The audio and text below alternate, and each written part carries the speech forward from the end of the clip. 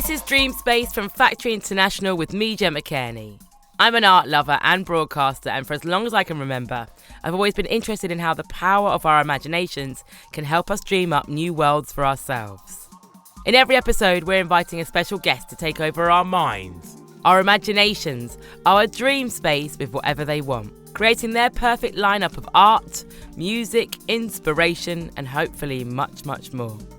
Together we'll create a new vision, pushing the boundaries of what is possible, asking for what kind of art the world needs right now, and inventing tomorrow together. There's no limits to dreams, so open your mind, get relaxed, and let's get. Today we're dreaming with the brilliant Sabrina Mahfouz, a multifaceted playwright, lyricist, poet, and screenwriter. Based between London, LA and Cairo, Sabrina's work spans theatre, television, radio, poetry and essays.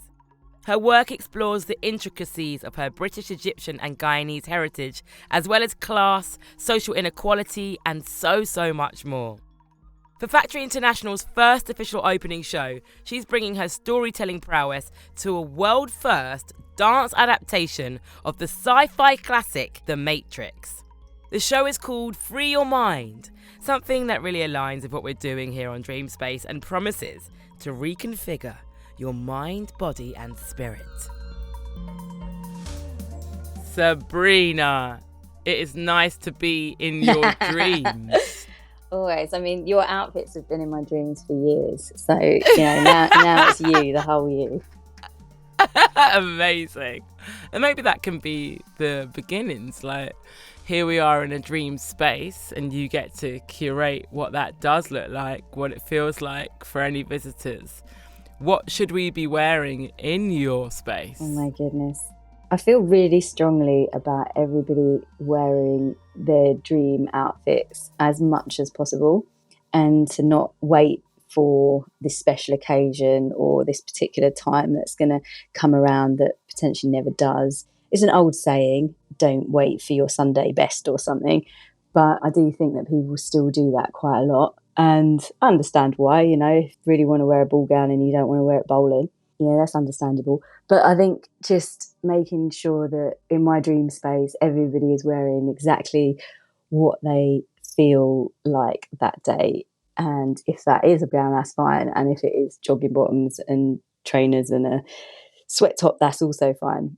But just having more spaces where that feels genuinely like something that's possible would really be a dream to me, rather than always feeling like you have to dress for the place that you're going to, rather than dress for how you're feeling and what you would like to look like that day. I've got a quote here, actually, which you can tell me a little bit more about.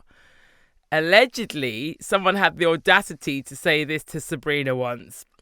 You'll never be a broadcaster. You dress like a pop star, look like an actress, and speak like an athlete. Was that said to you, and in what context? Yeah, that was as part of my postgraduate degree. I was doing international politics and diplomacy, and we got real world experience in one of those industries was broadcasting, and particularly conflict journalism. And so we went to BBC Studios, and we sat down with somebody who wasn't actually working at the BBC, I don't think. They were a teacher on this particular course. And that's what he said to me. And at the time I was like so happy because number one, I didn't want to be a broadcaster. Number two, I spent a lot of effort dressing like a pop star. So I was like, this is amazing that he's noticed. Number three, I sort of wanted to be an actress before I'd wanted to do politics. So I was like also tapping into that. And number four, I just didn't get what he meant by you speak like an athlete. Like I didn't know what that meant. I just thought he probably meant I was really inarticulate. And I'm sure that is partly what he meant. But obviously he also meant like my accent, I'm assuming now with years to look back on it. But yeah, it was only my friends who were there with me who afterwards were like, oh my God, I can't believe he said that to you. And I was like, oh yeah, no, it wasn't actually that funny, was it? It was quite rude. So when we're in your dream space, we can speak however we want to speak and dress however we want to dress. And if it's like a pop star, which I definitely code switch into that every now and then myself. I am there in a ball gown for sure. Let's do it.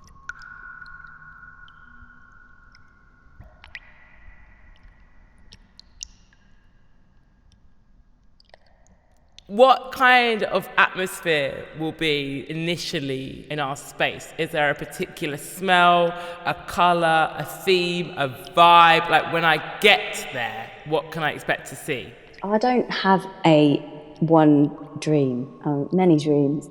So again, it would just depend on like how I would be feeling that day, which is why I should probably never curate a space, because every day I'd be like, can we change this? How about this? Can we change that?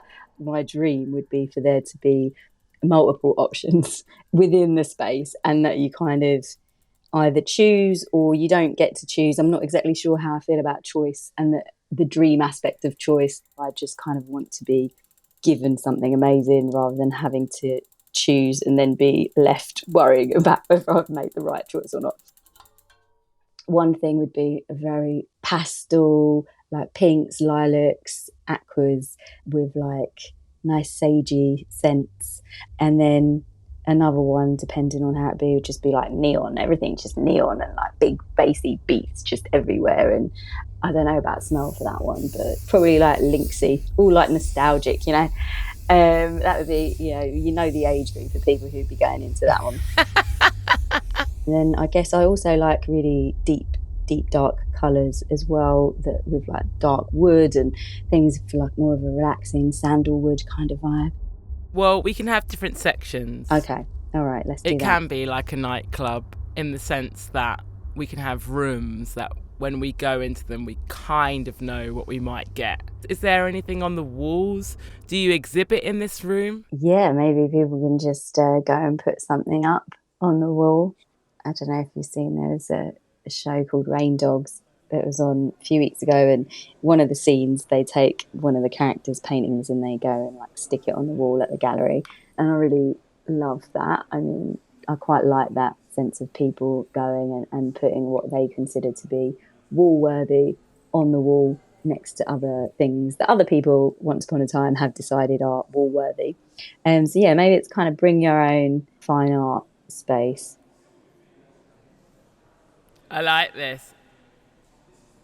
So much of your work, Sabrina, is entrenched in this feeling of London or of a place that is urban, that has this richness that one might get from being in a metropolis of some sort, whether that's music or whether that, like you say, is an accent according to somebody. Is this dream space in a particular place? Is it in a city setting?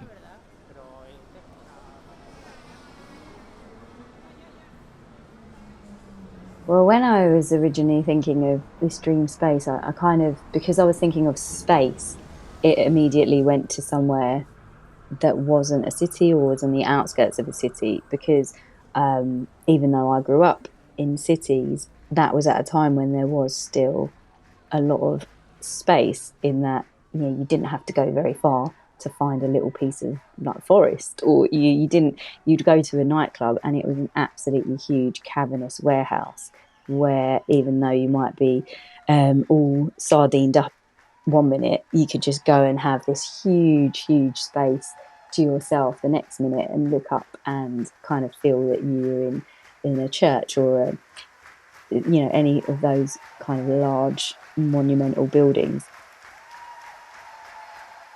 But now, and obviously it might just be because I'm not going to explore those places anymore, but I do feel like cities are much more constricted and there's less access to those large spaces.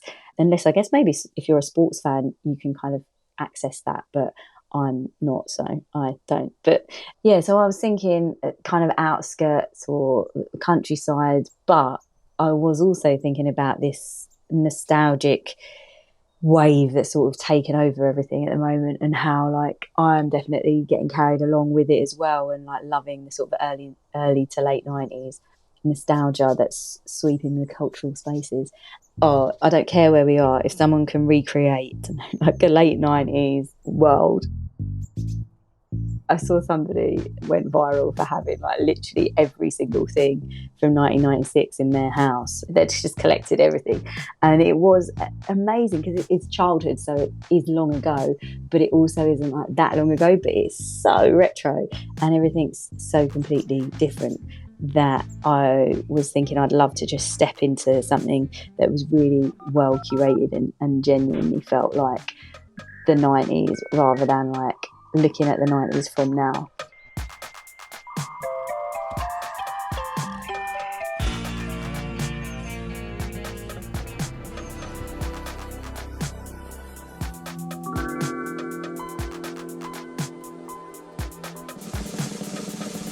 It's party time!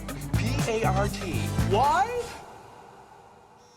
But then, on the other side of that, I was like, I think maybe that's just about wanting to get away from phones. And I think, yeah, my final decision would be that this would be a space without phones, like not in a judgmental way, but just in my own personal way of just wanting to experience things without having to experience it through a phone, without having to use an app in order to access it. You know, I love that we can do that. I love what it's brought us. But I also, when it comes to art and culture, I really just want to be able to not have to like scan a QR code for something, no expectation to share anything on the phone, whether that's social media or even to family and friends. And that's a big challenge to myself because we all do that all the time. I think what's interesting to me about phoneless spaces or spaces with phones, which is most of the places that we go in the whole world these days, the emotional effect. So I see and I feel this ripple effect of agitation when you've got to get out your phone.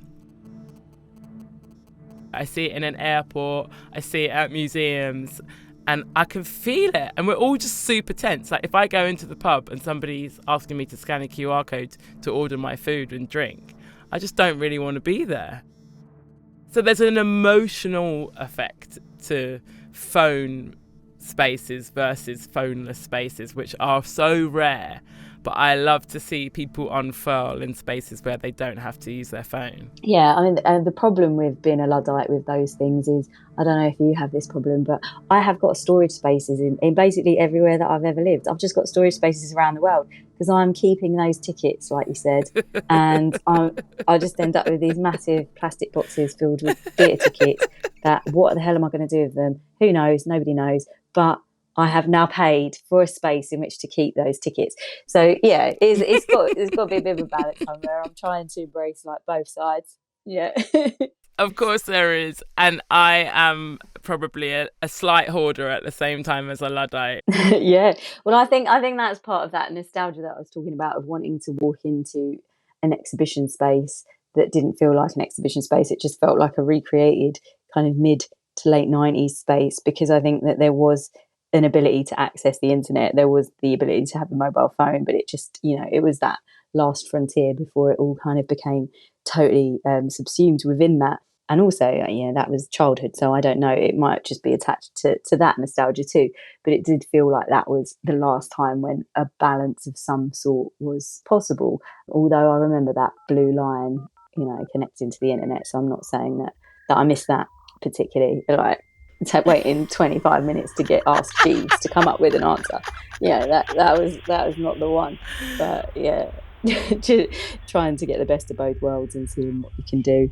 Okay, so we have the rave space, the cavernous rave, where we can escape by looking up at the same time as being sardined with other bodies experiencing the smell of links. The fine art, dark woods, beautiful democratization of exhibiting pieces. You can put up whatever you want and it smells of sandalwood. No phones anywhere. We've had to put them in a lock bag before we've got in here. We're wearing our best, whatever that looks like, whatever your favorite outfit is, where you feel absolutely exquisite. And you also mentioned this more ethereal pastel pink aquas. What's this? Let's explore. All right. This is a space where you have no reference points, because I guess as an antithesis to the nostalgia, there's this need to just be in places and amongst things of which I mean, it's quite impossible when you get to my age to have no reference points whatsoever, but a minimal reference points. I want to experience things without any of that. So maybe, just listening to music and watching films and TV that I don't know how this would happen. I'm sure it would have to have some kind of algorithm in order to make this happen, because how would it know? But, it's a dream space. So, just dreaming. And so just sit in this space and this like pastel-y, accepting, relaxing space for a couple of hours, or walk around or whatever it is, and just really absorb newness and feel like you might find some things that you absolutely hate or you think you hate, and other things that you love, and kind of not really knowing what any of that experience is going to be, having no information about it beforehand, and just really going through it anew. I love the fact that people don't have any information about it. I like the idea that this could muster some kind of primal courage to just be and just experience. Well, yeah, it is courage. You're right. It is what you need, because we are so used to having everything written out for us. And just, what are those moments where you really don't know what to expect, and what happens to all of your nervous system really when you have to deal with that? Like moving around to new places, everyone experiences a little bit, where at first it's really, really hard, and then I do think like new pathways kind of open up, and you find yourself realising that you've changed in certain ways that you would never have realised if you hadn't have brought this new thing into your life, and you're not actually the same person as you were 5 years ago, etc., etc. So totally a solo, like nobody else in there, so that you are just getting this experience of newness that's very much individualized to you. So there's no one there who could go, oh, I've seen this before, or give you any of that information. Maybe then when you come out, there's more people, and you get to discuss that with each other. I think definitely the rave space is a communal space, is one that needs to be shared, and you can find your physical, spiritual connections within that space. Let's talk about sounds. Everything is possible in the dream space of Sabrina, for sure.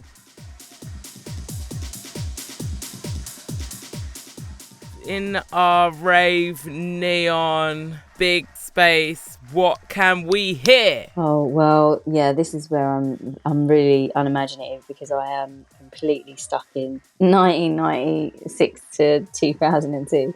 So, I mean, it's just going to be, I guess, like someone like Shy FX. There's just something about that jump up jungle, bassy beats that really make me kind of happy no matter what. It's something that just feels so vibesy, so happy, no aggro to it at all, even though obviously back in the day there was an aggro vibe to the scene sometimes, but the music itself was always a place of real joy. So I'd be trying to convert people to see it like that, even if they didn't think they liked it.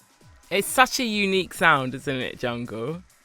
How would you describe it to somebody that just doesn't know the genre at all? Well, I have been trying to do this when I've been in LA. I just always call it like it's like a jump up and down, bassy beats. And it's hard. What would you say? You're the DJ. You tell me. I definitely think it's all encompassing, like it's a bodily sound. I feel like you can feel it to your bones.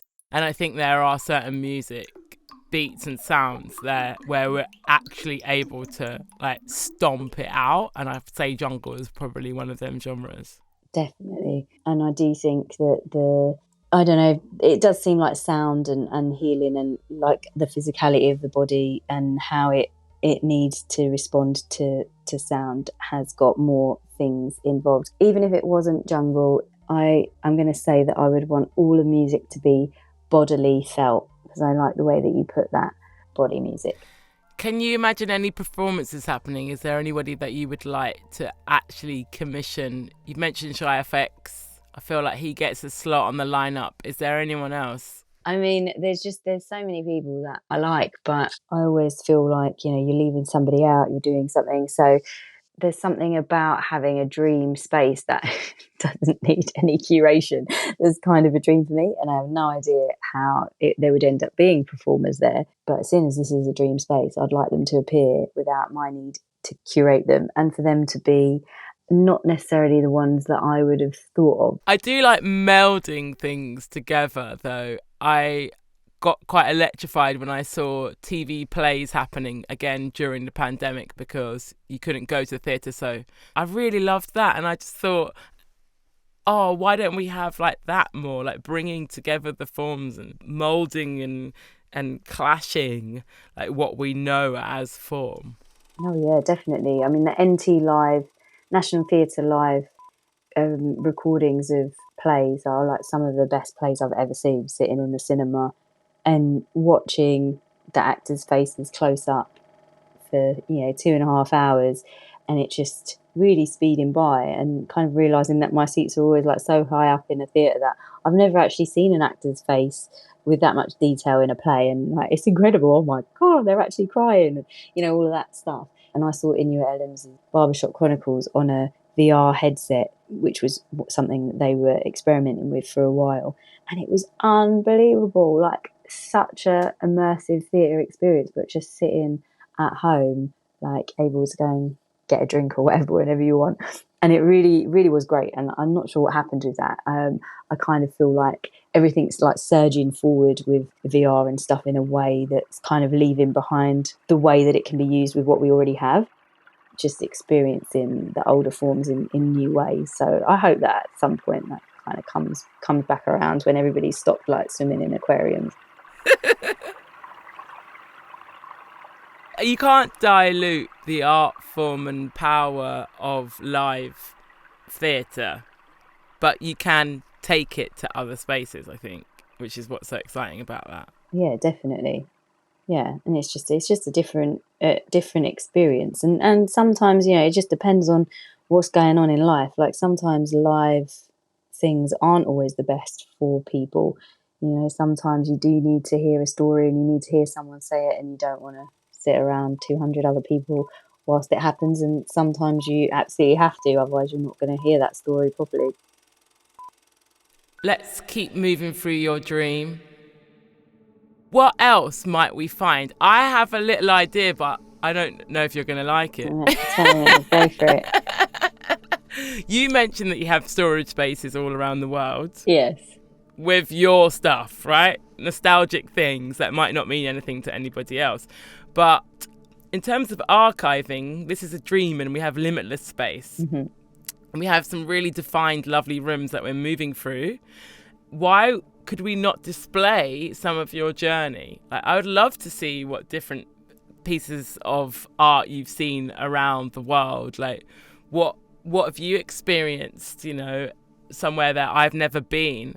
And could you tell me about it? Like, can we put some of that stuff on display? Oh, look, see, there you go. I didn't know what my dream was, and then you told me what it was, and I'm like, a retrospective. Of course that's my dream, is like making use of the storage. I mean, that is how this all happens. Like, I like to pretend that it's all just for romantic or emotional and nostalgic purposes, but I do think that genuinely when I was a kid, I was thinking, one day was to do that, like, just make huge pieces with all these things that I constantly collected, matchboxes and ticket stubs and all of this stuff. And my mum had always made like these huge epic scrapbooks every time we did any sort of big event or holiday or anything. There was just these beautiful decorated scrapbooks. So I think it kind of came from that, like making your everyday experiences into art of some kind. It's just a beautiful documentation of like lives that otherwise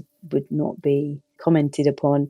So I love that. I love that somebody else could do that for me, because this is a dream space and I just like, make sure it was chronologically in order or something like that. That is the dream. Yeah. That is the dream. Someone just literally organising all of your stuff in a way that is art. Oh my God, yeah. I mean, that's it. That's the dream space. And I would just live in that space then forever, looking at all my lives that are now so artfully described. What countries might we go to in that space? Because I feel like you've travelled a lot. So what are we going to see? Photographs and ticket stubs and trinkets and matchboxes like from all around the world? Yeah, like hotel room key cards, like menus, bottle tops. Oh my God. I don't do that anymore. I literally used to come back with like extra suitcases just filled with like napkins. That's absolutely nutter. With the customs people, if they'd have ever searched my bag, they'd have been like, "Oh God, you poor thing." But yeah, so there'd be a lot of fun stuff actually from London nightclub world as well. I do think one day I definitely need to do that. So maybe for the rave space, I'd add that in there. Chill out corner. Got the flyers. I unfortunately didn't keep the really special stuff, like all the clothing that was worn. But I do have a lot of tags from the clothing. I don't know if you remember the days when you used to have like the tags hanging off the trousers and then go out with the tag hanging off so that people knew that those trousers were real. They were real Versace, they were real Dolce & Gabbana, they were real Machine. Yeah, so I've got a lot of those tags that came off when I sold the trousers to vintage shops in Notting Hill who totally skanked me. But, it was my own fault. I've got the flyers, I've got the tape packs, I've got the coasters, loads of little bits from all of that. So I do think that, if we go from like 1999 to sort of 2005, 6, I would have quite a good collection of like, this is what it was like to party in London every night of the week. We can get some glass cases for this. This is excellent. Yeah. I can see it. I'd love it.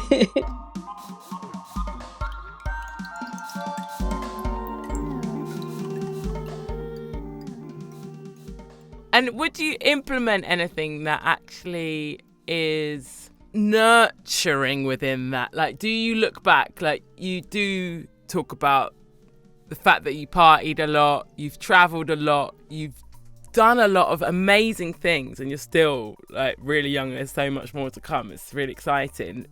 But is there anything that you would reflectively like to tell your younger self that we can put into that space of like, this is what it was like, this is how exciting it was, but maybe I wish I thought a little bit about this? I guess more of a sense of making the most out of like the groups of people that you meet, and like maybe trying a bit harder to establish some sort of collaborations with people and stuff. Because I think what kind of happened is then that became like one scene, and then I'd work with people outside of that scene, but about that scene. If I could, I would try to be a bit more balanced about the work side of being in that space and how you can turn it into various pieces of art, I think. And take more footage, because at the time, no camera phones. So even though I did document a lot with an old school camera, that was mostly an iron apper. And I didn't really take the camera out to London locations that much, and I just think that would have been great to have a bit more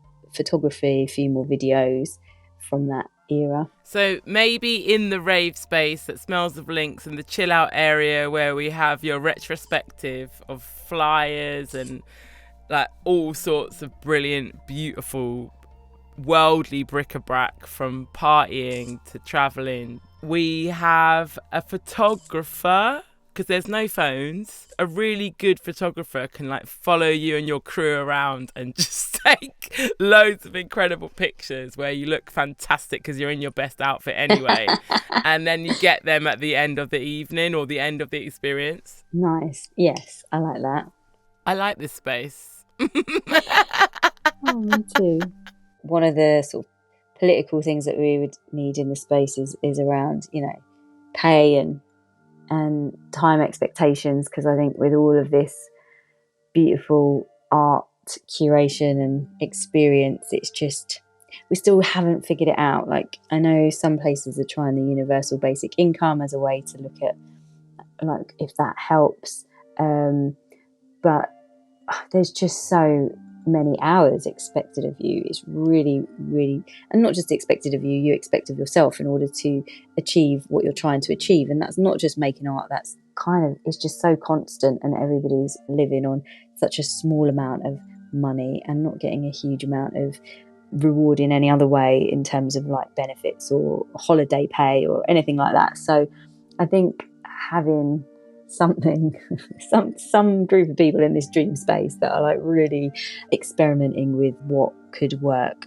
well, I think. I want to know, is Sabrina Mahfouz's dream space a safe space? Or what does that mean? Everybody has their own idea of what that is, and it's been used so much. It's one of these words that if you used it 5 years ago would have a very solid meaning, and now I don't know what it means anymore. So I don't know. I'd like to think that it was a space where people can find some safety to be themselves. And, I would hope that it would be a space where nobody would make anyone else feel unsafe on purpose. But I do think that to guarantee a safe space is not something that I would feel is possible in this time, because it requires everybody actually communicating all the time about what that means for them. So if that was encouraged, then hopefully it would feel like it could be a safe space for everyone. I think the right spaces give us all the autonomy to be able to create our own safety, and our dreams are great places to explore that.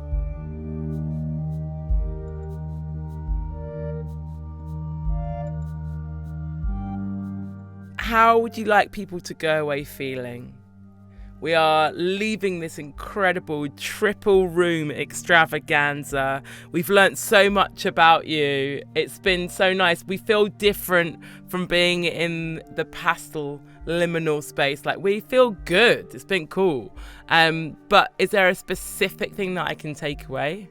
I'd like people to just feel like the one thing that they've been thinking about recently that they've not wanted to do because of whatever reasons obstructions they've been putting in front of themselves, whether it's going and trying a new class where they're not going to know anybody, or whether it's if they've got the money to doing a new destination for a travel, or whether it's just applying for a job that they think they're not good enough to go for. I don't know, just anything that they've been putting off, that they would feel like, oh, do you know what, I'm just going to do it. Because I think looking at somebody else's dreams and having those open spaces that enable you to see things anew, really for me the point of those is that each individual is able to go and make their own dreams, whatever they might be in that moment, to make that dream become somewhat real.